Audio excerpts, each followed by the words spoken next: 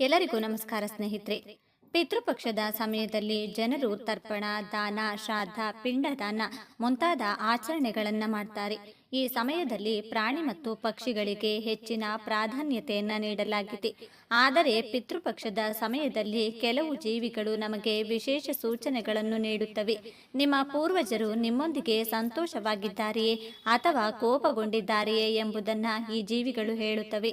ಹಾಗಾಗಿ ಈ ದಿನ ಗೋಮಾತೆಗೆ ಅಂದರೆ ಹಸುವಿಗೆ ಈ ಒಂದು ಆಹಾರ ತಿನ್ನಿಸಿದ್ರೆ ಲಕ್ಷ್ಮೀ ದೇವಿ ಮತ್ತು ಶನಿದೇವರ ಕೃಪೆಯಿಂದ ನಿಮ್ಮ ಜಾತಕ ಬದಲಾಗಿ ಕುಬೇರ ಯೋಗ ಬರುತ್ತದೆ ಎಂದು ಶಾಸ್ತ್ರಗಳು ಹೇಳುತ್ತವೆ. ಶನಿ ದೋಷಗಳು ಕೂಡ ಹೊರಟು ಹೋಗುತ್ತವೆ. ಹಾಗೆ ಶಿವನ ಕೃಪೆಯಿಂದ ನಿಮಗೆ ನೆಮ್ಮದಿ ಜೀವನ, ಆರೋಗ್ಯ ವೃದ್ಧಿ, ಸಂಪತ್ತು ವೃದ್ಧಿಯಾಗುತ್ತದೆ.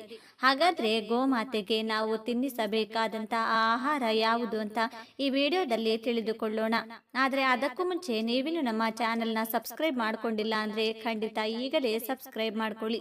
ಹಾಗೆ ಈ ವಿಡಿಯೋ ಇಷ್ಟ ಆದರೆ ಮರೆಯದೆ ಒಂದು ಲೈಕ್ ಕೊಡಿ. ವಿಡಿಯೋ ಸ್ಕಿಪ್ ಮಾಡದೆ ಕೊನೆ ತನಕ ನೋಡಿ.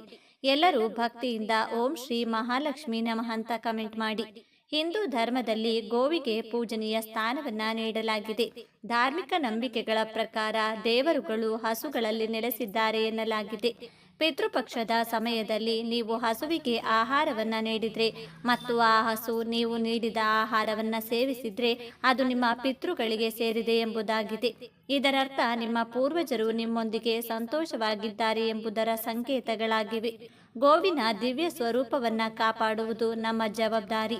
ಸನಾತನ ಕಾಲದಿಂದಲೂ ಋಷಿ ಮುನಿಗಳು ಮಾನವನ ಸಂಪತ್ತನ್ನ ಹೆಚ್ಚಿಸಲು ಗೋವನ್ನ ಪೂಜಿಸಬೇಕೆಂದು ನಮ್ಮ ಹಿರಿಯರಿಗೆ ಹೇಳುತ್ತಿದ್ದರು.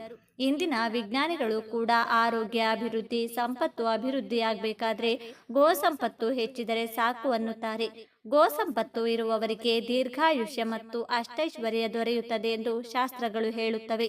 ಇದಲ್ಲದೆ ಮಾನವನ ಮನಸ್ಸನ್ನು ದೇವರ ಕಡೆಗೆ ತಿರುಗಿಸಲು ಗೋಕ್ಷೀರಗಳು ತುಂಬಾ ಒಳ್ಳೆಯದು.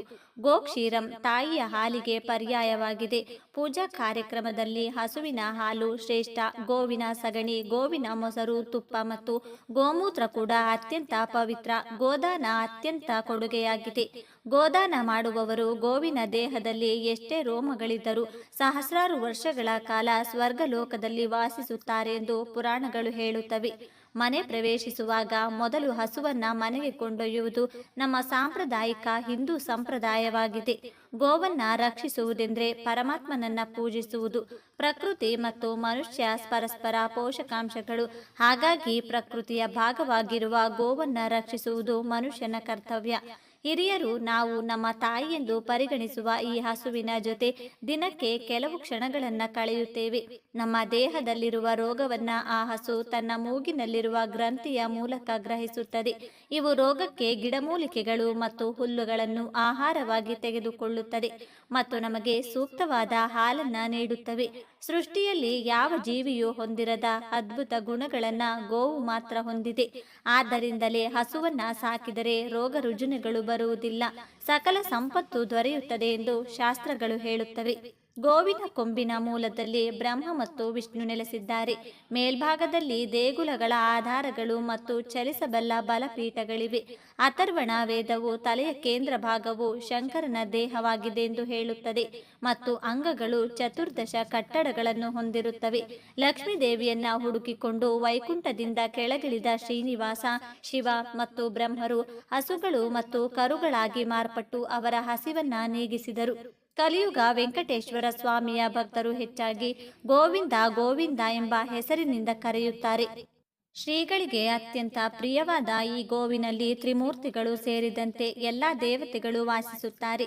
ಯಾವುದೇ ಯಜ್ಞ ಕಾರ್ಯ ಆರಂಭಿಸಲು ಯಜ್ಞ ಮಂಟಪವನ್ನ ಗೋಮಯದಿಂದ ಶುದ್ಧಗೊಳಿಸಬೇಕು. ಹಸುವಿನ ತುಪ್ಪವಿಲ್ಲದೆ ಯಜ್ಞ ಸಾಧ್ಯವಿಲ್ಲ. ಅಲ್ಲದೆ ಹಸುವಿನ ಹಾಲು ಇಲ್ಲದೆ ಭಗವಂತನಿಗೆ ಅಭಿಷೇಕ ಮಾಡಲಾಗುವುದಿಲ್ಲ. ಹಸುವಿನ ತುಪ್ಪದೊಂದಿಗೆ ದೀಪವು ಅತ್ಯುತ್ತಮವಾಗಿದೆ. ಹಸುವಿನ ಹಾಲು ಮತ್ತು ತುಪ್ಪದಿಂದ ಮಾಡಿದ ನೈವೇದ್ಯವು ಭಗವಂತನಿಗೆ ಅತ್ಯಂತ ಪವಿತ್ರವಾಗಿದೆ.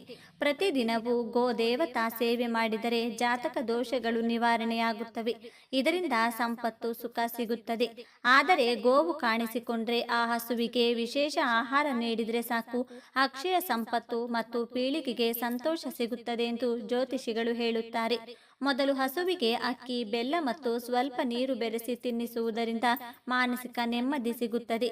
ನೆನೆಸಿದ ಕೋಸಂಬರಿ ಕಾಳನ್ನ ಹಸುವಿಗೆ ತಿನ್ನಿಸುವುದರಿಂದ ನಮ್ಮ ಪಾಪಗಳೆಲ್ಲವೂ ತೊಲಗುತ್ತದೆ. ಹಾಗೆಯೇ ಹಸುವಿಗೆ ನೆನೆಸಿದ ಕಡಲೆಯನ್ನ ತಿನ್ನಿಸುವುದರಿಂದ ನಮ್ಮಲ್ಲಿ ಆಧ್ಯಾತ್ಮಿಕ ಚಿಂತನೆ ಮೂಡುತ್ತದೆ. ಹಸುವಿಗೆ ರಾಗಿ ಹಿಟ್ಟು ಮತ್ತು ಬೆಲ್ಲವನ್ನ ತಿನ್ನಿಸುವುದರಿಂದ ನಮ್ಮ ಎಲ್ಲ ದುಃಖಗಳು ದೂರವಾಗುತ್ತವೆ. ಇದರಿಂದ ನಿಮಗೆ ಸಂತೋಷ ಸಿಗುತ್ತದೆ. ಈ ದಿನದಂದು ನೆನೆಸಿದ ಹೆಸರು ಕಾಳು ಹಸುವಿಗೆ ತಿನ್ನಿಸುತ್ತಾರೆ. ಶಿಕ್ಷಣ ಅಭಿವೃದ್ಧಿಯಾಗಲಿದೆ. ಹಾಗೆಯೇ ಹಸುವಿಗೆ ಬೇಯಿಸಿದ ಆಲೂಗಡ್ಡೆಯನ್ನ ತಿನ್ನಿಸಿದರೆ ನರದೋಷ ಮಾಯವಾಗುತ್ತದೆ. ಹಸುವಿಗೆ ಕ್ಯಾರೆಟ್ ತಿನ್ನಿಸುವುದರಿಂದ ವ್ಯಾಪಾರ ವೃದ್ಧಿಯಾಗುತ್ತದೆ.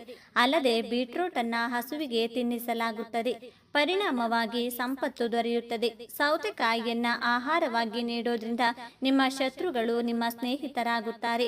ಹಸುವಿಗೆ ಟೊಮೆಟೊ ತಿನ್ನಿಸಿದರೆ ಮದುವೆಯಾಗುತ್ತದೆ.